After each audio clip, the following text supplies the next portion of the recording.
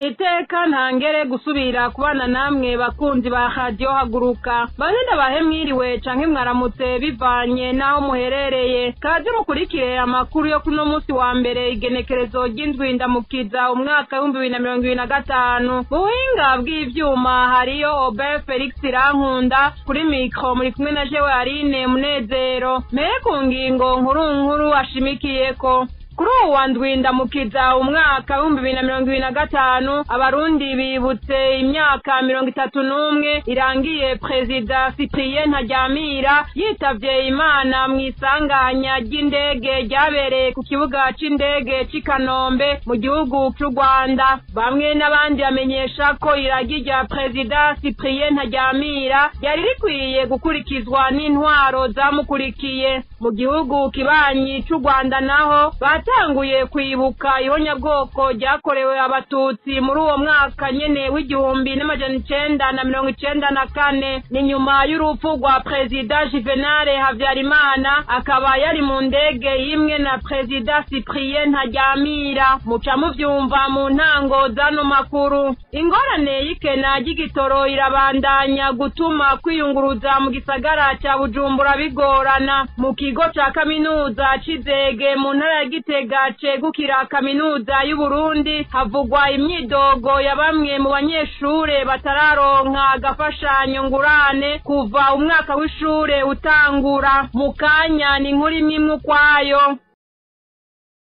Ndasubiye kubaramutsa nongera ndabaye ikaze narimejeje kubivuga mu ncamake kuri uyu wa ndwi ndamukiza umwaka wa 2025 niho abarundi bibuka urupfu rw'umuhisi Perezida Cyprien Ntaryamira ku ncuro ya 31 ku rwego rw'igihugu. Uyu munsi ukaba wahimbarijwe mu gisagara ca Bujumbura. Ibirori vyatangujwe n'icegera c'umukuru w'igihugu Prosper Bazombanza yaserukiye leta mu gushira urugori rw'amashugwe ku ntatemwa y'umuhisi. Ibirori kandi vyitabwe n'indongozi zitandukanye harimwo uwahoze arongoye igihugu c'u Burundi Sylvestre Ntibantunganya, umukuru w'inama nshingamateka n'uwankenguzamateka, umushikiranganje wa mbere n'abandi.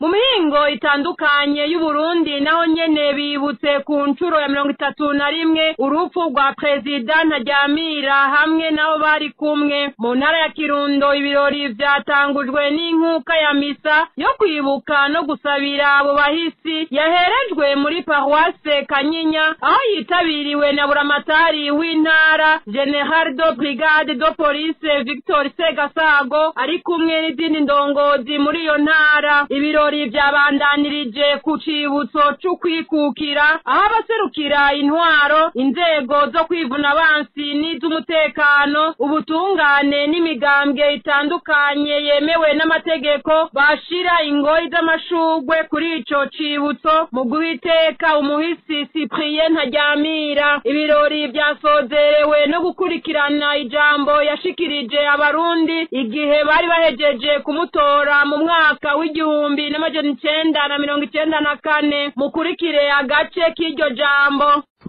Uburundi ni umurima w'isangi twasangijwe n'Imana. Uwo wese arota arondera gusongera isibe ngo Burundi bugume mu kaga mu mwamirire kure atagukingira ikibaba ikibi. Ugiye gufata imigambi irashe yo gutuza ubwicanyi butera bw'imonogoza mu Burundi. Dutegerezwa kumvisha abarundi bose ko kizira gutyoza agateka ka muntu uwo ari we wese, yaba umuhutu, umututsi canke umutwa, akwiye kubahirizwa mu buzima bwiwe, mu biwe no mu vyiwe. Nta bwoko bwo guhonya, nta bwoko bwo guhonyangwa, nta bwoko bwiza gusumba ubundi, nta bwoko nyagukira canke nyagupfa. Abarundi bose baba abahutu, abatutsi canke abatwa barangana imbere y'Imana n'amategeko. Ahari induru n'umudurumbanyo nta terambere riharanga. Hari benshi muri mwebwe banibaza yuko bigishoboka ko abarundi basubira kubana nk'uko byaho, abahunze izabo bazisubiremo atankomanzi. Nico gituma dusabye abajejwe kubahiriza amategeko y'igihugu kurikanura kurusha, bagakora cyane cyane atangunzi, bagatuza amabi adahengeshanya gutera isi yo mu gihugu cyacu. Nta rundi rukiza rw'Uburundi atari imirimo, ubutungane n'ukubahiriza agateka kazina muntu. Majambo make, tugiye kwihutira kugarukana disipline mu gihugu, disipline mu ntwaramiheto, disipline mu mashure, disipline ku kazi, disipline mu migambwe, disipline mu ntwaro, disipline mu Burundi bwose. Bamwe n'abandi bamenyesha ko iragi rya Perezida Ntaryamira ryari rikwiye gukurikizwa n'intwaro zakurikiye, ngo naho yamaze igihe gito ngo yamara abarundi baracakeneye indongozi zitahura demokrasi zikongera zikayigendera. No mu gihugu kibanyi c'u Rwanda kuri uwa Ndwindamukiza umwaka 2025 hibutswe ku ncuro ya 31 jenoside yakorewe abatutsi mu mwaka w'igihumbi n'amajana 1994. N'ijambo ryiwe ku mateka yaranze u Rwanda, Dr Jean Damascene Bizimana umushikiranganje mu byajejwe harimwo ubumwe bw'abanyarwanda arerekana ko ivangura ry'amoko binaciye mu migambwe ryabura integuro za jenoside zagiye zishigwa mu ngiro buke buke, harimwo no kudahana abica abandi. Tumutega abiri. Tariki 17 Ugushyingo 1959 Colonel Juste abigiriwemo inama na Musenyeri Perodin yatumije ba administrateur abategeka kwirukana abakozi b'abatutsi mu mirimo bakabasimbuza abahutu, abishyira mu itangazo yandikiye abaturage tariki 23 Ukuboza 1959 bikabivuga muri aya magambo ko bikorewe kugirira neza abahutu ngo batwarwe na bene wabo. Ishyaka rya Intare ryaharaniraga ubwigenge ryarabirwanyije, barihimbira ko ari ry'abatutsi bararirwanya, bariteza Kiliziya Gatolika baryitirira amatwara ya gikomuniste. Nyamara Intare yarimo ibyiciro byose by'abanyarwanda, duhereye kuri perezida waryo François Rukeba n'umunyamabanga mukuru Michel Rwagasana. Tariki 23 Kamena 1961 Ububiligi bwashyizeho itegeko ribi rifungura abantu 200,000 bakoze ubwicanyi hagati ya 59 na 61, rikavuga ko abazafungurwa ari abakoze ibyaha bikurikira bitatu byanditse gutya: kwica no gutwika abantu bagahira mu nzu, kwica umuntu buhoro buhoro cyangwa kumukomeretsa, gutegeka gusahura cyangwa kwica. Bamwe mu Barundi bumvise ibyo bamenyesheje ko no mu Burundi ku ntwaro ya CNDD-FDD harangwa ikumira n'amacakubiri yafatiye ku migambwe, bakabona ko nabyo biriko bitegurira igihugu c'u Burundi kugera habi, bagasaba Abarundi bose gufatana mu nda bakumire ako kabi mu kwanka kubandanya batwagwa mu nzira zikumira bamwe. Kwiyunguruza mu gisagara ca Bujumbura biragoye cyane, imodoka zunguruza abantu ntiziboneka, bigategwa n'ikena ry'igitoro. Abanyagisagara ca Bujumbura bamenyesha ko igitoro gike kiboneka gica kinyuruzwa kikanyegezwa mu mihana ya bamwe bamwe, naho batashimye kudoma ko urutoke batanga akarorero k'umuhana umwe wo muri quartier ya Kabondo hafi y'ahakorera iradio na televiziyo nkuru vy'igihugu zone Rohero komine Mukaza mu gisagara ca Bujumbura, wama unyegezwamwo igitoro mu nyuma kigakugwaho kikaja kugurishwa mu buryo bwa magendo. Bagasaba abijejwe gukora ibishoboka hamwe no gukurikiranira hafi ico kibazo gitoregwe umuti. Umwe muri bo tumukurikire. Gisagara ca Bujumbura hasigaye hari ubukene bw'igitoro, hanyuma urumva abantu barabura ukundi biyunguruza. Umuntu ashatse kujya ku kazuba bikamugora ukuntu yiyunguruza. Twebwe rero urumva abanyagihugu tukababazwa n'ukundi n'ikibonetse kidahita ngo gishikira abanyagihugu. Igihe bishikira abanyagihugu kwijya ya leta, hari abantu bumva bihaye intumbero y'uko n'ikibonetse ko bashaka bakakinyuruza bakabijyana kubimukiza mu mihana ntacyo twoshobora gutanga mu Kabondo iterambere ry'igihugu. Hariho umuhana icyo gitoro cyama kizanwamo bakibahindukira urumva bakakiyandaza kuri magendu. Tugasaba abajejwe intwaro yuko bogerageza bagakinga kugira ivyo bintu urumva ntibizeraba ni ukuvuga igitoro kiramutse kibonetse gishyikira ku masitasiyo hama gihabwa abanyagihugu ntabwo kiza ngo gishikiye mu mihana urumva no kuvuga nabwo bavuga ngo igitoro ca kinyi ngo nta mafaranga y'agaciro ahari urumva n'ico giti kiboneka ntigiza gihabwa abanyagihugu bose urumva ko kikakinyuruzwa kikaja kwigizwa hama kikanyuruzwa kikadanazwa kuri magendu tugasaba no kurumva abantu babijejwe yuko bogerageza bagakurikirana ivyo bintu bakabihagarika. Tubibutse ko n'umukuru w'igihugu yaraherutse kwemanga ko igitoro kinyuruzwa na Sopebu ikakigurisha mu nzira zitarizo nawe nyene ngo akaba yakironse atanze igiturire kugira aronke icabona. Umukuru w'igihugu akamenyesha ko yasanze igihugu carapfuye. Bamwe mu banyagihugu nabo bakaba bamenyesheje ko abarundi bakwiye kuva hasi bagasezerera intwaro ihari kuko ataco ibamariye.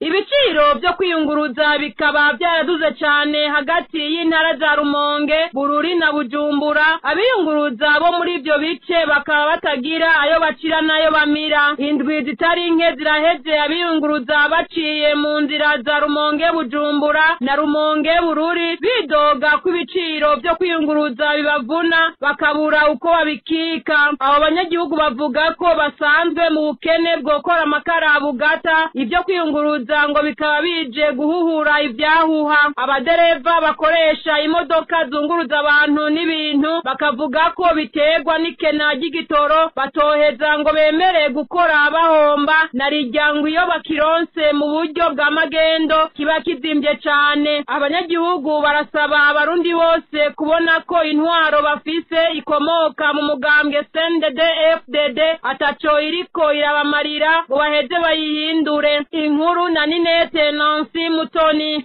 Agashafu ni kenshi mu biyunguruza bakoresheje ibarabara rikuru inomero 3 hamwe n'ibarabara rikuru inomero 16.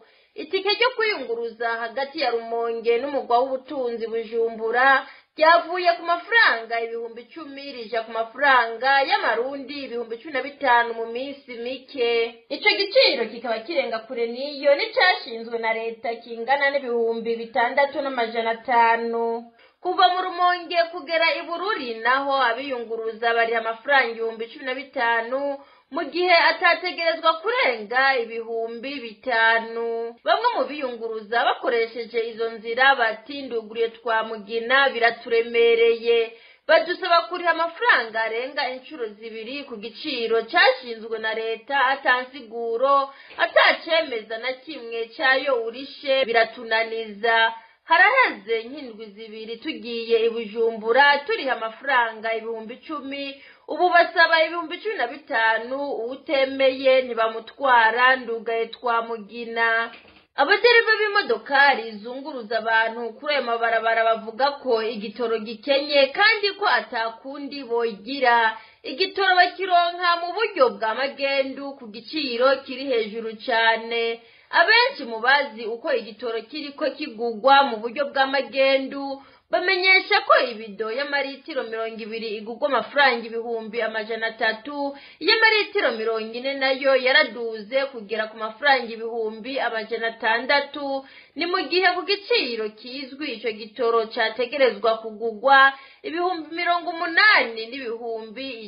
80,160. Iyo ngorane y'ikena y'igitoro rimaze amezi agera kuri 48 yatewe n'igabanuka ry'amafaranga y'agaciro mu gihugu atuma habura ayo kugura igitoro. Amastasyo atanga igitoro usanga menshi yarumye atamari harangwa. Ahavuzwe ko igitoro kihari hakaboneka imirongo miremire y'abakeneye kukigura. Inkurikizi ry'iryo kena ry'igitoro zikaba ari nyinshi. Aha twavuga nk'isubira inyuma mu byo kwiyunguruza, iduga ry'ibiciro by'ibifungurwa, ihungabana ry'ibikorwa by'ubutunzi n'igabanuka ry'umwimbu mu bisata bitandukanye mu by'ubutunzi.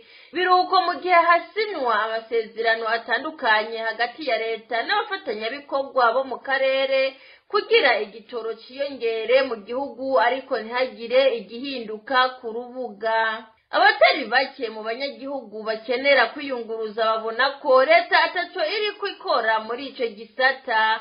Abakene ngo nibo bakogwa ko cyane niyo ngorane. bo mbere bamenyesha ko leta yabahevye kuko ubu badashobora kwiyunguruza kugira abacuruza bacuruze, abaja kwivuza bagende, abaja kwiga nabo nyene bagende biboroheye. Abo banyagihugu barasaba abarundi bose kubona ko intwaro bafise ikomoka mu mugambwe CNDD-FDD ataciriko irabamarira ngo baheze bayihindure.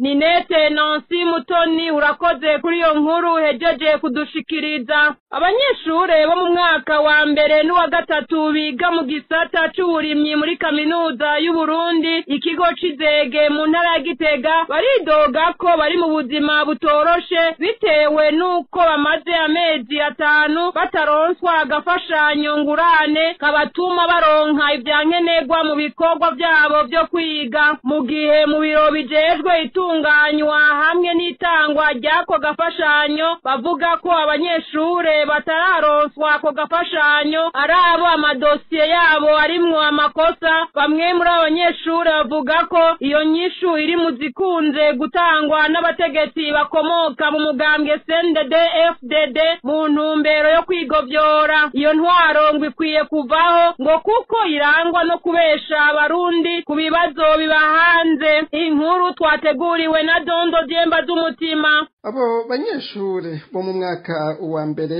n'uwa gatatu biga mu gisata c'uburimyi muri kaminuza y'u Burundi ikigo c'Izege mu ntara ya Gitega, Institut Supérieur de Formation Agricole ISFA mu mpfunyapfunyo y'igifaransa, hamwe n'abo mu gisata ca bio ingénierie bashikiriza ko kuva umwaka w'ishure mushasha wa kaminuza utangura kuwa gatandatu Munyonyo umwaka w'2024 ngo ntibarakubita ijisho icitwa agafashanyo ngurane bemerewe na leta kangana n'ibihumbi 100 buri kwezi. Ako gafashanyo kakaba ariko gatuma baronka ivyankenerwa mu bikorwa vyabo vyo kwiga. Aha twovuga nk'impapuro zo kwandikako hamwe no gufotoza ivyo baba bize, ivyo bita amanote mu kinyamazuru. Haca hiyongera ko kubura uko bariha ivyumba bapanze, kubaba hanze y'ikigo, kugura ivyo bafungura, kwiyunguruza mu kuja gukurikirana ivyigwa n'ibindi. Abahaye amakuru radio Haguruka ariko batashimye kuvugira ku vyuma vyacu bidoga ko bari mu buzima butoroshe bitewe n'ico gihe giheze bataronka ako gafashanyo ngurane. Mu biro bijejwe itunganywa hamwe n'itangwa ry'ako gafashanyo, Bureau des Bourses d'Études et Stages BPS mu majambo avunaguye y'igifaransa, bavuga ko umuce utari muto w'abanyeshure bo mu mwaka wa mbere bamaze kuronka ako gafashanyo, nayo umuce usigaye hamwe n'abanyeshure bo mu mwaka wa gatatu batararonswa ako gafashanyo ngo nabo amadosiye arimwo amakosa. Mu gihe rero mu biro bijejwe itunganywa hamwe n'itangwa ry'ako gafashanyo bavuga ko abanyeshure batararonswa ako gafashanyo arabo amadosiye arimwo amakosa, bamwe muri abo banyeshure bavuga ko iyo nyishu iri mu zikunze gutangwa n'abategetsi bakomoka mu mugambwe CNDD-FDD mu ntumbero yo kwigovyora. Iyo ntwaro ngo ikwiye kuvaho ngo kuko irangwa no kubesha abarundi ku bibazo bibahanze. Dondo Diemba z'umutima nawe urakoze. Reka mu buhinga bw'ivyuma babanza baduha akaruhuko, mu kanya duca dusozerera ku kiganiro. Ikiganiro Ineza y'Imana cyo kuri uwa mbere igenekerezo ry'indwi ndamukiza umwaka w'2025 tugishikirizwa na Pasteur Celestin Gahungu. Baramukije abandi ndabahe mwiriwe tuvanye naho umwe wese aherereye. Uyu ni wa mwanya wo kumviriza ikiganiro Ineza y'Imana. Cuti mugenzi uri kuranyumviriza kuri uyu munsi, tugiye gusangira ijambo ry'Imana riri mu gitabo c'umuhanuzi Yona, igice ca 3 umurongo wa 4 turasoma n'umurongo wa 6. Turasoma mu izina rya Yesu Kristo. Yona atangura kuja mu gisagara, agenda urugendo rw'umunsi umwe, arasemerera ati hasigaye iminsi 40 Ninenewe hagakomvomborwa. Inkuru zishika ku mwami w'Ninenewe ahaguruka ku ntebe yiwe, yiyambura imyambaro yiwe, yambara igunira, yicara mu munyota. Amen. Imana yo mwijuru ishimwe, Imana yo mwijuru ihabwa icubahiro. Niri jambo ry'Imana nshuti mugenzi nkuzaniye kuri uyu munsi. Teme iravuga ngo guca bugufi. Nshuti mugenzi, twumvise ijambo ry'Imana itubwira umuhanuzi Yona uko Imana yamutumye ngo aje kuburira igisagara c'Ninenewe. Igisagara c'Ninenewe cyari igisagara kinini cyane, kinini kuko kugira ngo umuntu akizenguruke rwari urugendo rw'iminsi 3 yose. Noneho rero Ninenewe cyari igisagara kimwe abantu b'abanyangeso mbi, cyari igisagara kimwe abicanyi, cyari igisagara kimwe ubugome butandukanye, cyari igisagara kimwe abantu b'ingeso z'ubwoko butandukanye. Ariko Imana ituma umuhanuzi wayo Yona kugira ngo aje kuburira ab'Ninenewe. Yamubwira ubwa mbere ngo agende Yona aranka kuko cari gisagara kirimwo abantu bari barishe abiwabo wa Yona. Imana yongera gutuma Yona ati genda ubabwire. Inshuro ya kabiri Yona yanka kugenda gushika naho amigwa n'urufi.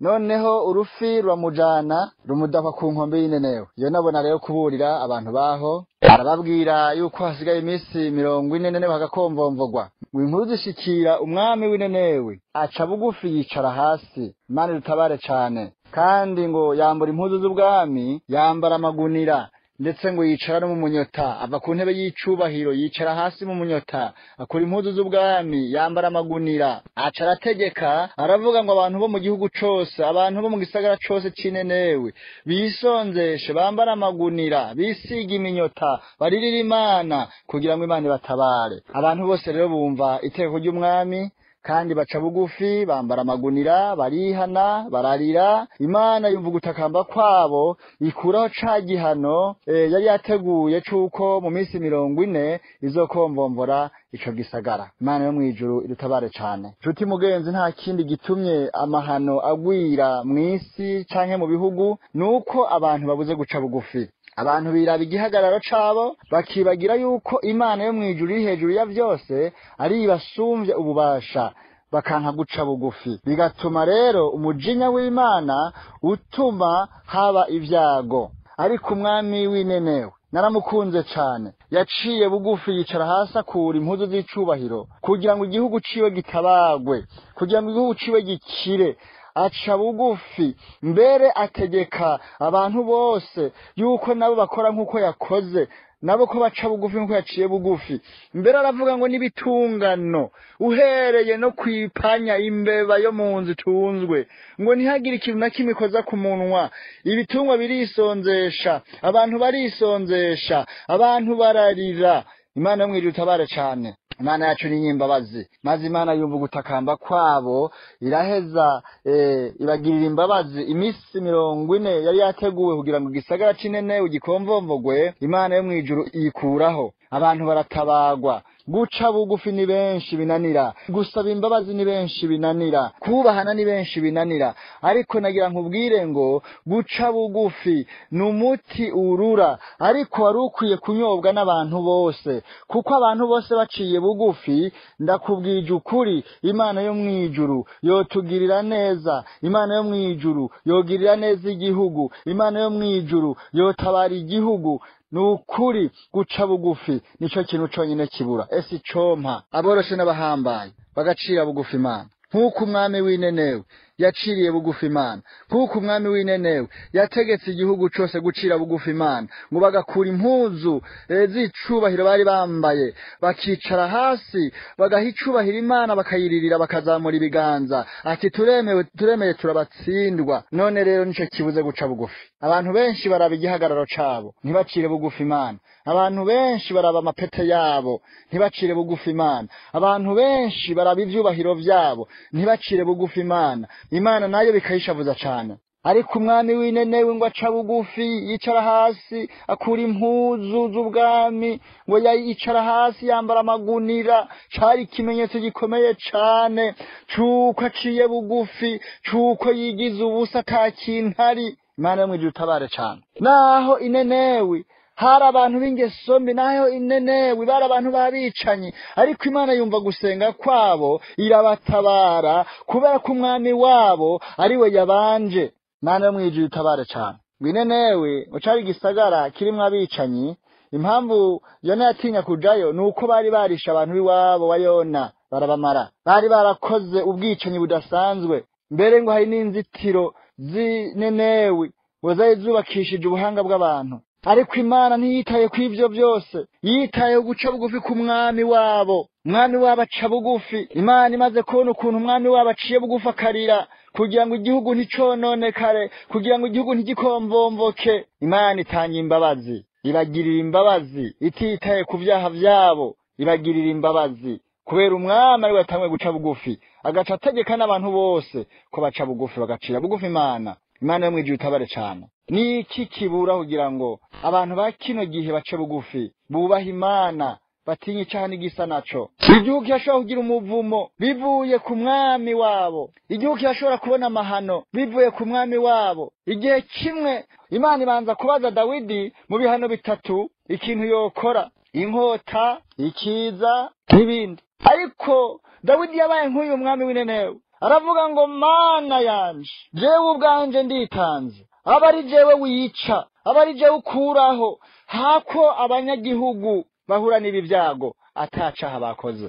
Imana itabare cyane. Ni ijambo ry'Imana nkuzaniye rivuga guca bugufi. Guca bugufi nta mafaranga bisaba, guca bugufi nta mazahabu bisaba, ni umutima wawe gusa ucisha bugufi. Imana yo mwijuru itabare cyane. Nshuti mugenzi wari kuranyumviriza kuri uyu munsi, Imana yo mwijuru iguha umugisha kandi ikugirire neza. Uce bugufi bizokugirira umumaro. Tugiye gusenga Imana kandi amahoro y'Imana bane namwe mwese. Mana ugira neza, Mana y'icubahiro, ndagushimiye kubw'ineza yawe, ndagushimiye bw'urukundo rwawe, kandi ndagushimiye bw'iri jambo mpaye kugira ngo nshikirize ubwoko bwawe. Nyemerera rero nyakubahwa, umuntu wese aryumvise umugirire neza, umuhe umutima wo guca bugufi, kandi mwami Imana ugenderere aboroshe n'abahambaye, ubigishe guca bugufi carico. Uzobukoze nyakubahwa. Girira neza rero mwami Imana bari hafi n'abari kure, kandi inkomezi zawe mwami zirushirize kubaganza. Uzobukoze mu izina rya Yesu Kristo nsanze nizeramwo, amen. Ni hano rero duciye dusozerera amakuru yo kuri uno wa Ndwindamukiza umwaka w'2025. Ngire ko nkengurukira mwebwe mwafasha akanya ko kuyumviriza, bakoze abayegeranije hamwe na Robert Felix Rankunda yatumye amajwi abashikira. Aline Munezero nari kuri mikro, ndabasezeye ndabipfuriza ibihe vyiza naho ubutaha.